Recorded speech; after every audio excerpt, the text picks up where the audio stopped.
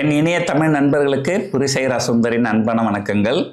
நான் இன்னைக்கு பங்குச்சந்தை எப்படி இருந்தது அப்படின்றத பற்றி பேச போகிறோம்.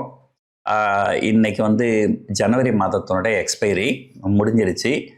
இது one of the worst month அப்படின்னு சொல்லலாம். இதை விட மோசமான மாதங்கள்லாம் இருந்திருக்குது, கரோனா வைரஸு, லீமன் பிரதர் கொலாப்ஸ்ன்னு. ஆனால் அப்போல்லாம் ஏதோ ஒரு காரணம் இருந்தது விழறதுக்கு. இந்த மாதம் நம்முடைய பங்குச்சந்தைகள் விழுறதுக்கு எந்த காரணமும் இல்லை. இன்ஃபேக்ட் பார்த்தீங்கன்னா உலகத்தில் பல நாடுகளில் market all time high, US market கூட ஆல் டைம் ஹையில் தான் இருக்குது. ஆனால் நம்முடைய பங்குச்சந்தைகள் மட்டும் தனியாக மிகப்பெரிய அளவில், குறிப்பாக மிட் கேப் ஸ்மால் கேப்லாம் ஒரு பெரிய லெவலில் வீழ்ச்சி அடைஞ்சிருக்குது.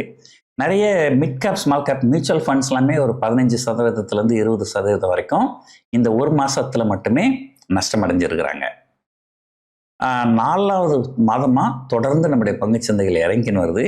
இதுக்கு முன்னாடி கடந்த 24 வருஷத்தில் இந்த மாதிரி நடந்தது கிடையாது.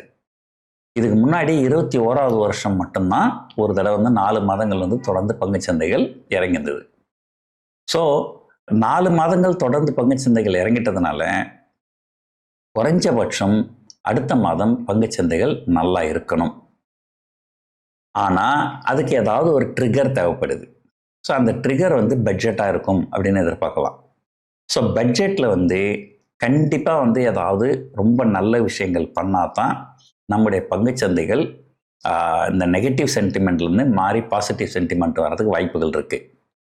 ஒரு வேளை பட்ஜெட்லும் ஏதாவது மோசமாக இருந்து ஒன்றும் பெருசாக இல்லை அப்படின்னு சொன்னால் இந்திய பங்குச்சந்தையில் முதலீடு பண்ணுறதை பற்றி மறந்துட வேண்டியது தான். பங்குச்சந்தைகள் தேடுறது ரொம்ப ரொம்ப ரொம்ப கஷ்டம். ஆனால் இப்படி இருக்கிற ஒரு நிலைமை எனக்கும் உங்களுக்கும் தெரிஞ்சிருக்கும் போது கண்டிப்பாக ஃபைனான்ஸ் மினிஸ்டரில் இருக்கிறவங்களுக்கும் தெரிஞ்சிருக்கும். அதனால் கண்டிப்பாக ஏதாவது நல்லது பண்ணுவாங்க அப்படின்னு எதிர்பார்க்கலாம். ஸோ இந்த மாதம் பார்த்தீங்கன்னா நிறைய ஹிஸ்ட்ரி, அதாவது 4 மாதங்கள் தொடர்ந்து இறங்குனது, இது வரைக்கும் 25 வருஷம் இல்லாத அளவு ஒரு விஷயம். ரெண்டாவது எஃப்ஐஐ பார்த்தீங்கன்னா 86,000 கோடிக்கு இந்த மாதம் விற்றுருக்குறாங்க. ஏற்கனவே போன வருஷம் 3 லட்சம் கோடி விற்றாங்க. அதுக்கப்புறமா இன்னொரு 86,000 கோடி விற்றுருக்குறாங்க. இந்த லோ லெவலில் 86,000 கோடி. ஜனவரி மாதம் இன்னும் ஒரு நாள் இருக்குது ஜனவரி மாதத்துக்கு. ஆனால் இது வரைக்கும் ஒரே ஒரு நாள் மட்டும்தான் அவங்க பையராக இருந்தாங்க செகண்டரி மார்க்கெட்டில். மற்றபடி எல்லா நாளும் தொடர்ந்து செல் பண்ணியிருந்தாங்க. ஆன் அண்ட் ஆவரேஜ் எவ்ரிடே ஒரு 5,000 கோடி அவங்க செல் பண்ணிட்டாங்க. ஸோ இது ஒன்று. அதே போல் கார்பரேட் ரிசல்ட்டும் பார்த்தீங்கன்னா ரொம்ப டோட்டலி கன்ஃபியூசிங்காக இருந்தது. டிசிஎஸ் ரிசல்ட் இருந்தது, டிசிஎஸ் மேலே போச்சு. உடனே என்ன நினச்சோம், ஓஹோ எல்லா ஐடி ஸ்டாக்கும் நல்லா இருக்கும் போலகுது அப்படின்னு நினச்சா, அடுத்தது இன்ஃபோசிஸ் மோசமாக இருந்தது, மார்க்கெட் இறங்கி இருந்தது. ஓஹோ அப்போ சரி இருக்காது போலகுதுன்னு நினச்சா, அடுத்தது விப்ரோ மார்க்கெட் மேலே போச்சு. ஓஹோ இப்போ நல்லா இருக்கும் அப்படின்னு நினச்சா ஹெச்எல் டெக்னாலஜி ரிசல்ட் மார்க்கெட் 10% கீழே போச்சு. அதே போல் ஆக்சிஸ் பேங்க் ரிசல்ட் மார்க்கெட் கீழே போச்சு. அப்புறம் பார்த்தீங்கன்னா ஹெச்டிஎஃப்சி பேங்க் ரிசல்ட் மேலே போச்சு, மேலே போயிட்டு அப்புறம் கீழே வந்தது. ஐசிஐசிஐ பேங்க் ரிசல்ட் மார்க்கெட் மேலே போச்சு. ஸோ இந்த மாதிரி டோட்டலாகவே எல்லாமே கன்ஃபியூஸ் பண்ணி மார்க்கெட்டு நல்ல ஹியூஜ் வொலட்டிலிட்டி, இன்ட்ராடே வொலட்டிலிட்டியில் நிறைய பின்னி எடுத்தது மார்க்கெட்டு. ஸோ ஒட்டு மொத்தத்தில் ஜனவரி மாதம் ஒரு ரொம்ப ரொம்ப ஒரு மோசமான மாதம் அப்படின்னு தான் சொல்லலாம். ஆனால் இன்றைக்கி எக்ஸ்பைரி மட்டும் நல்லாவே தான் இருந்தது. ஒன்றும் பெரிய பிரச்சனைகள் எதுவும் இல்லை, ஓரளவு நல்லபடியாகவே ட்ரேட் நடந்தது. இன்னைக்கு இன்ட்ராடே பண்ணவங்களாம் நிறைய ப்ராஃபிட் பண்ணியிருக்கிறாங்க. ஸோ பார்ப்போம் இந்த பட்ஜெட்டு என்ன பண்ண போகிறாங்க. நான் ஏற்கனவே சொல்லியிருந்தேன், இந்த பட்ஜெட்டுக்காக நானே ஆப்ஷன்லாம் பை பண்ணி வச்சுருக்கிறேன் அப்படின்னு சொன்னேன். நான் நிறைய ட்ரேட் எடுத்துருக்கிறேன். அதில் ஒரு ட்ரேடை மட்டும் நான் உங்களுக்கு காமிக்கிறேன், நான் என்ன ட்ரேட் எடுத்தேன்றதை. நான் அதை சேவ் பண்ணி வச்சுருக்கிறேங்க. ஸோ இது ஆப்ஸ்ட்ரான்ட்டு ஒரு சாஃப்ட்வேர், அதில் சேவ் பண்ணி வச்சுக்கிறேன், பேப்பர் ஃபோலியோன்ட்டு. இதில் பாருங்கள், பட்ஜெட் அப்படின்னு தான் பேர் கொடுத்துருக்குறேன். இது ஒரு 28ஆம் தேதி, அதாவது நேற்றுக்கு முந்தா நாள் எடுத்துருக்கிறேன்.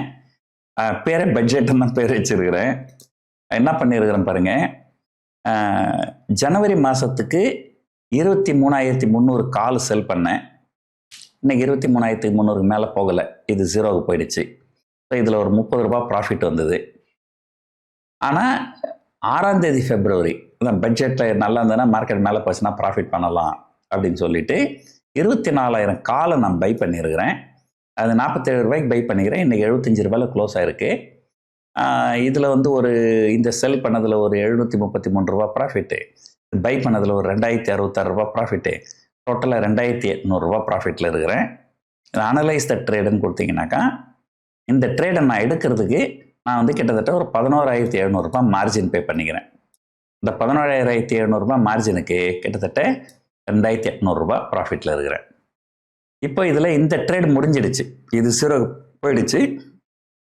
இப்போ இது நேக்கடு கால் பையில் இருக்குது. ஒருவேளை நல்ல பட்ஜெட் வந்தால், மார்க்கெட் நல்லா மேலே போச்சுன்னா, 2019 ஒரு தடவை அந்த மாதிரி நடந்தது. நிர்மலா கேண்டில் 1, அது 1.0. எனக்கு தெரிஞ்சு நிஃப்டிலாம் ஒரு 1000 பாயிண்ட் மேலே போச்சுன்னு நினைக்கிறேன். அந்த மாதிரி ஏதாவது ஒரு பட்ஜெட்டில் ஏதாவது ஒரு நல்ல விஷயம், இல்லை பெட்ரோல் விலையை குறைக்கிறேன், டீசல் விலையை குறைக்கிறேன், மார்க்கெட்டுக்கு எஸ்டிடியை குறைக்கிறேன், இல்லை long term capital gain tax குறைக்கிறேன் அப்படின்னு எதையாவது ஒரு நல்லது பண்ணாங்கன்னா கண்டிப்பாக ஒரு 1000 பாயிண்ட் மேலே ஏறிச்சுன்னா, இது 47 ரூபான்றது பார்த்தீங்கன்னா 200 ரூபா 300 ரூபா கூட போனாலும் போகும். ஸோ இந்த ஒரு எதிர்பார்ப்பில் தான் நான் இதை பண்ணியிருக்கிறேன். ஒரு வேளை வந்து என்னுடைய எதிர்பார்ப்பு தப்பாக போச்சு அப்படின்னா, நான் எங்கேயோ ஒரு இடத்துல ஸ்டாப் லாஸ் வச்சு வெளியே வந்துடணும். அப்படி இல்லை மொத்தமே போனாலுமே எனக்கு ஒன்றும் பெருசாக லாஸ் கிடையாது. ஏன்னா இங்கே 30 ரூபாய்க்கு செல் பண்ணிவிட்டேன், 47 ரூபாய்க்கு பை பண்ணிடுறேன். ஒரு 17 ரூபா தான் நான் என் கையை விட்டு கொடுத்துருக்குறேன். ஸோ போனால் அந்த காசு போயிடும், அவ்வளோதான். ஸோ என்ன நடக்குது அப்படின்றது பார்ப்போம். இது வந்து ஜஸ்ட் ஒரு ஸ்ட்ராட்டஜி உங்களுக்கு காமிக்கிறேன். நான் இந்த மாதிரி நிறைய ஸ்ட்ராட்டஜி நான் பண்ணி வச்சுருக்கிறேன். இன்னொரு ஸ்ட்ராட்டஜி சொல்கிறேன் உங்களுக்கு, ஒரு உதாரணத்துக்கு. ஆனால் அது நல்ல மார்க்கெட் கீழே இருக்கும்போது பண்ணேன், இப்போ பண்ணக்கூடாது. 22,000 புட்டை செல் பண்ணிவிட்டு 24,000 காலை பை பண்ணியிருக்கிறேன். ஸோ மார்க்கெட் மட்டும் என்னோடய எதிர்பார்ப்புக்கு எதிராக கொஞ்சம் கீழே போச்சுன்னு வச்சிங்களேன், எனக்கு கால் பைலேயும் லாஸ் வரும், புட்டு செல்லுலேயும் லாஸ் வரும். ஆனால் கண்டிப்பாக இந்த தடவை ஃபைனான்ஸ் மினிஸ்டர் நம்மளை கைவிட மாட்டாங்க, கண்டிப்பாக ஏதாவது நல்லது பண்ணுவாங்க, கண்டிப்பாக பங்குச்சந்தைகள் ஏறும் அப்படிங்கிற நம்பிக்கையில் நிறைய வந்து புல்லிஷ் ஸ்ட்ராட்டஜி தான் நான் பண்ணியிருக்கிறேன். ஸோ நாங்கள் எங்கள் ஒர்க் ஷாப்பில் வந்து இந்த மாதிரி அந்த புல்லிஷாக இருந்தால் என்னென்ன ஸ்ட்ராட்டஜி பண்ணலாம், பேரிஷாக இருந்தால் என்னென்ன ஸ்ட்ராட்டஜி பண்ணலாம் அப்படிலாம் நாங்கள் சொல்லிக் கொடுக்குறோம். நான் அடுத்த ஒர்க் ஷாப்பு பெங்களூரில் இருக்குது. ஸோ இன்ட்ரெஸ்டாக இருக்கிறவங்க எங்கள் ஆஃபீஸை கான்டாக்ட் பண்ணலாம், இங்கே அட்டன் பண்ணலாம்.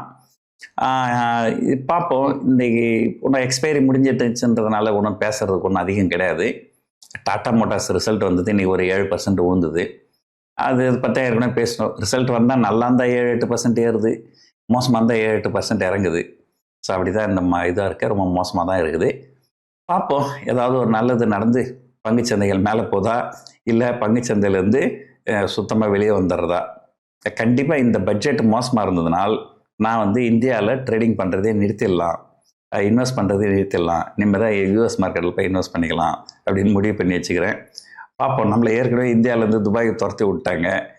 ஆனால் இந்தியாவில் ட்ரேட் மட்டும் பண்ணுறோம். நீ ட்ரேடும் பண்ண வேணாமா, நீ இப்போ யூஎஸ் மார்க்கெட்லேயே ட்ரேட் பண்ணியோன்னு சொல்ல போகிறாங்களா, இல்லை நீங்கள் இந்தியாவில் பண்ணுங்கன்னு சொல்ல போகிறாங்களா அப்படின்றத நம்ம சனிக்கிழமை பார்த்தா தெரிஞ்சிடும்.